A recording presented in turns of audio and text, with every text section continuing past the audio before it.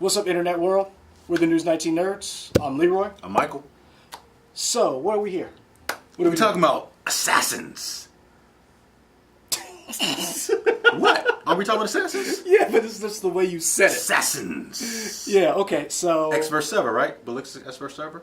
Lucy Liu and Antonio Banderas? Sir, you just quoted the name of the worst movie ever. It's not the worst movie ever. It's like, like, not great. It's fine. No, we're talking about Deadly Class. Deadly right? Class. So, the show from SYFY. Heard that at A2? SYFY? Not Discovery Channel? Can't hear anything. So... Quick primer. You read Yes. Deadly Class. I don't know anything about Deadly Class. Really? Yeah. Okay, so... So we got two different perspectives on the premiere episode that just... Okay, so to give you a primer, at the word you just used. Still my words. I like that. Yeah. Deadly Class is a graphic novel, comic series written by Rick Remender and drawn by Wes Craig. Okay. It's set in the 80s about a young man who's homeless who gets accepted into basically Hogwarts for... Killers. Pretty much. Yeah. It has its own houses, kind of like Hogwarts. You have your rich kids, the prep kids who are descendants of FBI, Official CIA, government places. and then you have your crime syndicates, your cartels. You have your Black Liberation, Black Panther gang members. You've got the Dixie Mob, which is composed of Nazis, skinheads. This dude said, what was the line that he said? I can't even remember. But you have William, them. sorry, go ahead. You have your Yakuza. You have and so all of these different groups all get sent to the school, King's Dominion, and they learn the deadly arts. Isn't King's Dominion like the name of a amusement park in Virginia? It's in Ohio. In Ohio. Okay. It's very, because when I heard that, like, yeah. Now I'm thinking of the amusement park. But go ahead. All right. I think it's the Six Flags. Okay. So the main character, his name is Marcus. He gets accepted into the school. He is Latino or Mexican. He is Nicaraguan. That's right. He said his dad was from Nicaragua. Yeah. Sorry. He gets accepted into the school, and he learns very quickly this is like high school with consequences. With consequences. Yeah. The story follows the outcasts and misfits from each of these different groups, and they form their own little bond and their own little family, and how they navigate the 80s, the Reagan years, and how they navigate dealing with the trials and tribulations of... It's a coming-of-age story with violence. Yeah. All right. So that's a great book. But we're talking about the show. Because the first episode is now on YouTube. First episode, the series starts in January on SYFY. SYFY does a really good job of putting the episodes on TV all the time and uploading them on their website you can stream. But they decided, a Christmas gift to us, the fans, to release their first episode commercial-free on YouTube. And we decided to watch it. What did you think? Outside of not reading this, what did you think? Like, what were your expectations? So am I going to give like an overall rating right now? Well, what did you think about the idea? Because okay, so the concept sounds crazy. Well, not crazy bad, crazy good. I like it. It's like, yeah, let's just follow this kid and see what he does. Okay. How he navigates life, as it were, dealing with happening to be an assassin. He's not an assassin yet. Well, he's a would-be assassin, right? Okay. I like it. There's definitely room for growth. Okay. Usually, whenever I watch a show, I always give it 2 or 3 episodes of any particular show before I say whether I'm in or out. And the first episode didn't completely sell me, but it didn't turn me away either. Okay. Yeah, I definitely want to see more. What would you like to see more? Like, what would have sold you on the first episode? More action. Okay. Like there was a couple of, I guess we want to do non-spoilers and then spoilers, like we do for our movie reviews. Yeah, let's do non-spoilers. So non-spoilers. Okay. Non-spoilers, guys. Yeah, so a couple of the early fight scenes, I like the choreography, but depending on who was fighting who, I would have liked to have seen more of that. But because it's a pilot show, they're probably building out their relationships with people so you know who they are. So, True. Okay. Yeah. What did you... Now, keep in mind, guys, go back and watch. We did a reaction trailer for the final trailer that came out to Deadly Class. So go back reaction and video to reaction video. Yeah. So go back and check that out if you want to. What did you think of the casting? Did it seem like everybody? Because sometimes you watch a show and you'd be like, that person doesn't. These actors seem. I like all these actors. I really like Lana Condor. The girl who is part of the Yakuza clique. Saya Kuroki. Kuroki. She's the one who was Jubilee. And And I want to say she was on that Netflix movie To All the Boys I Loved. Probably. I think that's her. So, yeah. I really like her as an actress, so it's good to see her. And I wish she was able to do more as Jubilee in the X-Men movie, so it's cool to see her here do stuff. Her role isn't as big as I would have liked, but again, it's only the first episode. But I like where they're going with her, and I like what she's doing, and the stuff behind the scenes with her and whoever. I like everybody. Everybody seems natural. I like the chemistry between everybody. The main character, I don't know the actor's name, but he plays Marcus. I like him. Is Benjamin Wadsworth. Yeah, I like him. He has kind of like a fish out of water. Yeah, a little bit, but he has like a vulnerability to him that I like. So he doesn't play it tough. I mean, he has a little bit of a front with him because he knows he needs to represent in the school of killers. But at the same time, he's still a scared kid, which is great. And he's like, you feel for him. You want to know what is he going to be able to make it through the semester, through the classes, through the years. So we're still doing non-spoilers because we'll get to that part a little bit later on. So without giving any spoilers, if you read the book, the first episode literally follows the book. I don't want to say to a T, but there's so you mentioned about action. So you remember when Marcus gets picked up when he's running from the cops. That whole sequence was played out in the book. With Rosa doing her thing, with Willie, everybody participating in getting him out of that situation literally played out in the book. You talked about action. Saya's character was action-packed. In the book, when she helps Marcus get away, she literally flips off the motorcycle and jumps onto the cop car and gets into the cop car, kicks in the window, takes out cops, and then stabs a cop. Because why not? And Marcus freaks out. And he's like, you just killed the cop. And her words are, it's just another dead pig. So, I'll be honest with you, I'm a little shocked they went as far as they did because they in the book or in the both in the show? In both. I'm shocked because I don't feel like the show is that violent. It's not, but I think when it starts getting going, not that these are spoilers.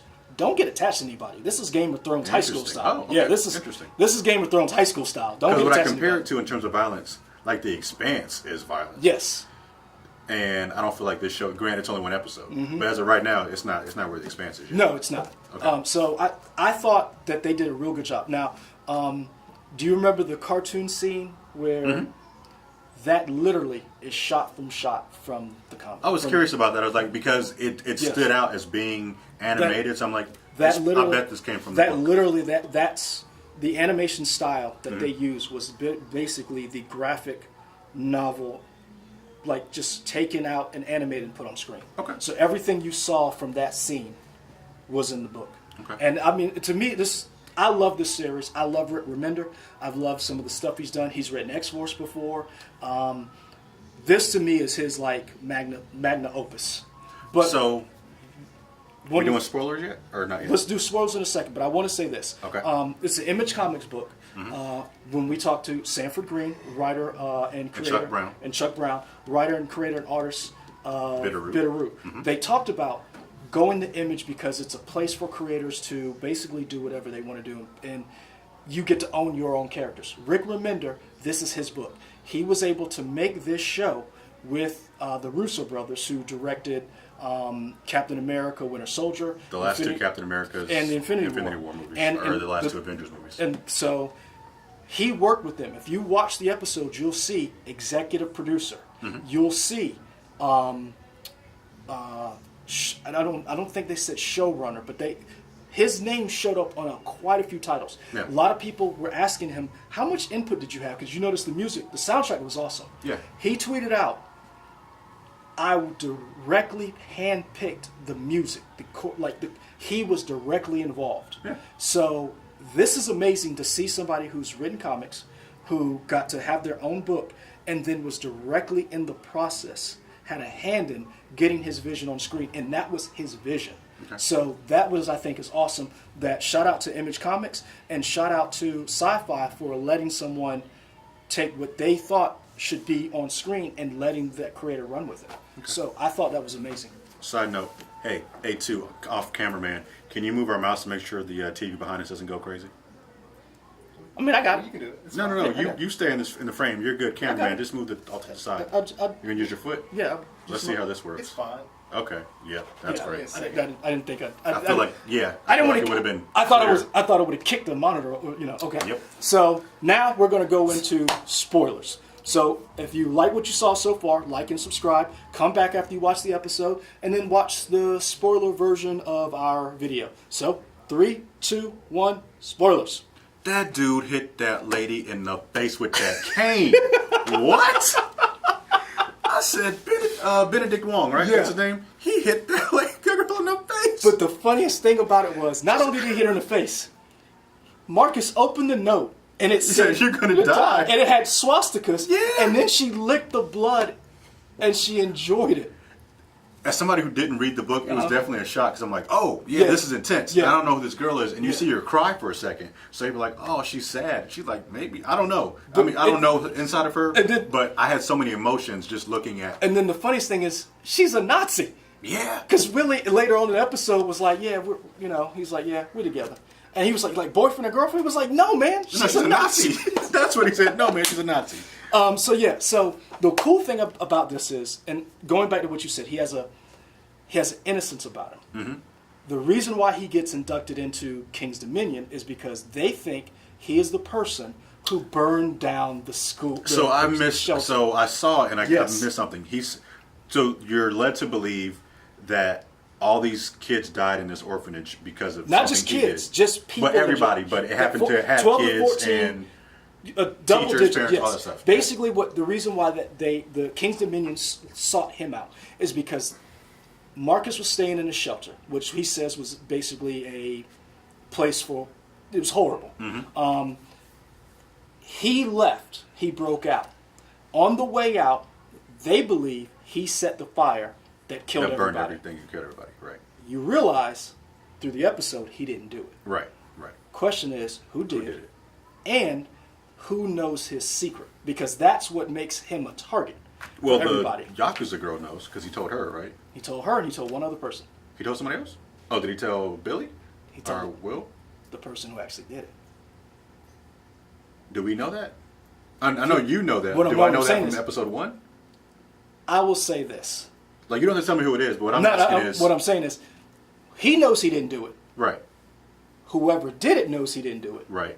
And he knows someone else did. So they know each other because right now, Marcus is the person with the rap that says, because remember the cops were chasing him. Right. Everybody believes he's the one who did it. Right. So there's somebody out there who actually did set the fire. Right. Who knows Marcus didn't do it. Don't tell me. Because I was going to ask, have we already met that person? But don't tell me, it's fine. But in terms of the story, we know what the viewer knows is he's told one person so far, which is the Yakuza girl. Saya. Saya, got it. So going back to I think the action is really great. It's highly stylized, which is awesome. But I wish probably the violence was more intense. Oh, it's going to get there. Or maybe I only wanted that because it's called Deadly Class. So you're expecting to see wild, crazy blood everywhere. True, but you got to remember, I think also you got to set it up and you have to get to that point while you establish your characters. If you remember the first Game of Thrones episodes, only one person died. And that was a person who ran away from the wall. His duty, yeah. Yeah, and then Ned chopped his head off. Right. And then Bran got pushed out the window in the first episode. Right. But the violence didn't happen until you got attached to the characters. That's true. Till later on, and that's when the blood. Once you got attached to, you know. So who's your favorite character from the show? Or from episode 1? Do you have a favorite character? Rosa. Because the this girl is the thing. who's in the Vatos are with the. Because this is the thing. yeah. You mentioned about the violence and you wanted to be stepped up. I understand that, but you got to remember, violence isn't always physical. Mm-hmm. And as you saw, Rosa's character is. The last line that Marcus said is, "Everybody needs a family, even if they're liars, thieves, and killers." Mm-hmm. Rosa tricked him into sticking up for her. That tells you right then and there, she's smart, she's manipulative, and she can get what she wants. Mm-hmm. We know that Saya is the prom queen. She is adept at everything. And apparently she has some deal with Master Lin. Mm-hmm. But remember, she's teacher's pet, so of course she's going to have insight that other kids don't. When you were in school, if you were friends with this teacher, you had more perks than other students did. Yeah. So then you have Willie, who Willie and Marcus get along, and then you realize that Willie, who is a part of the Black Liberation, right, doesn't really need to be there. He doesn't want to be there. But he has to be there because they thought this would toughen him up. Right. So you have a group of people who are outcasts in their own little way. Mm-hmm. And Marcus goes into this thinking, only reason why I'm here is because I don't want to be on the street. And now he has a reason to be there because he's getting friends. He's getting friends, but family. also he's looking out for Willie in a situation because their first assignment, Willie couldn't pull it off. Right. Marcus is the one who did. Right. Which is funny because Marcus was the one who has the bad rep, who didn't really do this. Right. Willie does have the bad rep, and both of them are pretty much phonies. They're fakes. Right. So Marcus beats up the guy who I guess was kind of running of the homeless guy. Rodney? I don't know, doesn't matter what his name is. He dead. He the gone. Homeless guy, yeah. The homeless guy. Is this show gonna tackle mental health issues and teen depression? As the show is going to tackle, if it goes the way I think it is. Based on the book, do you think it will tackle that? Because there's one scene where he talks about mental health a lot in terms of Ronald Reagan. But you know why? Cutting down funding, which released people with mental issues into the world, which eventually led to his parents dying. That scene where the lady jumps right. out of the window. They talk about mental health issues. He brings it up a bunch. There's a scene where he's on that same area, it's like an obelisk almost, looking out, and he's almost thinking about committing suicide. That's literally from the book. Right. Those images, they're rearranged in the show, but that's literally in the book. That moment where he's about to commit suicide, and then she says, "What are you waiting for?" So, right. And I guess he almost calls her bluff. He was going to do it. She stops him, kisses him, whatever. So. Is that a one-off thing, or are we going to see more about that? Are they going to actually tackle that? Because that's a big issue for, as violent as this show is, it could be a gateway for somebody else who's maybe struggling with anything. I will say that Rick Remender, I was reading an interview with him in the past, and he said he wrote this book, or these books, and they take place in the 80s. He said a lot of people overlook the 80s as far as what things were going on back then. You had the Iran-Contra scandal. You had Reagan in office. You had Gorbachev tear down this wall. You had all these different issues, and a lot of people overlook that turbulent time during the 80s. He talks about the mental health things, but if you remember at the end of the episode, when everybody was asking him, there's always someone you want to kill or somebody deserves it. Who was the person he wanted to kill? Ronald Reagan. And why? Because that's how all the bad stuff happened, because of Ronald Reagan. Because of Ronald Reagan. So Rick Remender, when he came up with this, he said, I want to tackle a lot of these issues that were not necessarily in the forefront, but they were, how we got here was affected by this time period. Okay. And so if you go back and you remember, it's one of the hottest shows out there that's set in the 80s. Miami Vice? Stranger Things. Oh, sorry. I thought we were talking about shows from the 80s. But what I'm saying is, but Stranger Things, it goes back to a simpler time when you didn't have cell phones. And the storytelling is kind of the same way, where the music is so provocative, but it also fits that time period, the costumes, the clothing. It's the same thing. These issues of mental health, these issues of, we're probably going to see little snippets, because we saw Reagan on the TV in the beginning of the episode, and he hit that blunt or whatever, it was laced with something, angel dust, and then you saw them play the clip. You're going to see more and more of that, because the book isn't able to do a whole diatribe on certain things that you're able to do in a TV show. So you're going to probably be able to see how these kids deal with death, how you saw Willie is a pacifist. Mm-hmm. I mean, like, you're at a murder school and you are a pacifist who vows not to take a life. Right. So you see domestic violence, Rosa and Chico. Mm-hmm. The interesting thing what's going to happen is, how do these bonds that these kids make together. What happens when their family comes to visit? Because remember, all of these kids are from murderers, gangsters, pimps, and rapists. Right. So what happens when because Rosa's not there because she's an angel. What happens when Rosa's family shows up? What happens when Saya's family shows up? Because remember, they're part of the established houses. Right. They're Marcus is a already rat. supposed to act a certain way based on whatever. All right, so we got to wrap this up because we can keep going on. I know you can keep talking about this forever. I can talk about this forever. And I do have a bunch of questions. So let's boil it down to 1 to 10, 10 being the best, 1 being the lowest. What would you rate the first episode? I'd give it a 9, 9.5. Okay.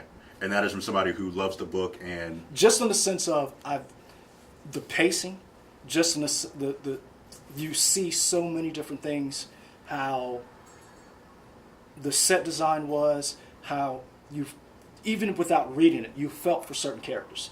I'm trying to remember what the kid with the green hair what his name was, but how he talked about The British kid. No, Was he British? No, the kid who was his dad was the dirty cop in for the mob. Oh yeah. And he was like, "We're the the rats. We're the rats." Yeah. And then Marcus had gotten a rat. Right. You felt for them because even though it's a murder high school, it's still high school, and we all remember high school. Right. And it really does stack up. Just like in every high school, there's cliques, and you got to get in where you fit in. Right. I would give this 6. Really? Yeah. I definitely liked it more than I disliked it, but I'm still not sold on it yet, and I think I need to know more about the characters. I think once I know more about the characters, then I can be more invested in seeing where they go. Like, I definitely want to see more, but I'm not completely there yet. See, I'm there, and part of it is because I wonder like because you already know. One, and I'll be honest with you, like, if you watch the episode, like, so we're looking at the book right here. We saw that print, and the way, and I liked that, but I also liked the fact that it was limited commercial. It didn't have any commercials the way how we watched it, and I wonder if SYFY is going to do that when they put it online or when they put it on television. No. Well, I'm saying the first episode, or is this going to be Maybe one the of those first episode, What I'm but- saying is one of those shows where they do like a big commercial in the beginning, maybe one commercial in the middle, limited commercial interruption, because the show flowed. You notice that the show Yeah. really flowed without it breaking the pacing. I think like maybe the first episode, but I don't think you're gonna. Like I Because said- SYFY ain't bringing money like that. It just be. I'll be honest with you, SYFY has Yeah, really stepped whatever. up their game when they had The Expanse, The Magicians, Dark Matter, Wynonna Earp, Killjoys. Killjoys. They Yeah, also good have stuff. Face Off. Your show Happy. Happy was there. That's another graphic novel. Not Grant Morrison. It was Another video. You'll get it right but the next anyway, time. Yeah. So I'm happy to see that this made it, and I'm happy to see other shows, because I'm telling you right now, be on the lookout. One of the biggest books of all time just got signed by Lionsgate, Saga, and I'm telling you right now that is Star Wars mixed with Game of Thrones. Okay. And I'm telling you, Game of Thrones is about to end next year, and if they make Saga right, that will be the best show on television. You heard it here first. Heard it here. Saga will be the best show on television. Best show on television. What do you think is the best show on television? Let us know in the comments. Also, if you saw the first episode of Deadly Class, let us know. Yeah, Who's we your should favorite character? Who's your least favorite character? What would you rate it from 1 to 10? Yeah. 10 being the best. What graphic novel or comic series do you want to see as the next television series? Yeah. Be sure to like, rate, subscribe here in the YouTube, also on Twitter, Instagram, Facebook, all the social medias. Be sure to give us follows, thumbs ups. Farmer's Date, Black Planet, Yeah. MySpace, LinkedIn, Friendster. All those places that really don't exist anymore. We're out.